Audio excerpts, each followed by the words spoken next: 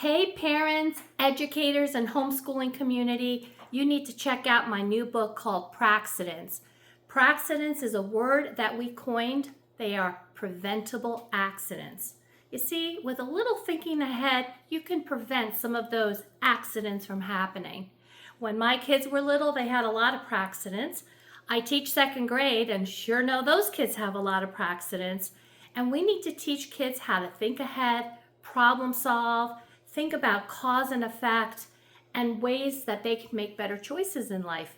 Well, this rhyming book, which is really cute, your kids are going to absolutely love it, is going to help do just that. There is an invitation at the end for your child to write their very own praccident that they may have had and learned from.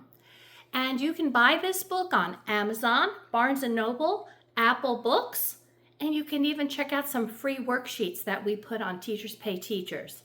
You definitely need to get Praccidents, written by me, Denise Shea, my best friend, Myra Bugbee, and illustrated by my daughter, Kelly Shea. Enjoy!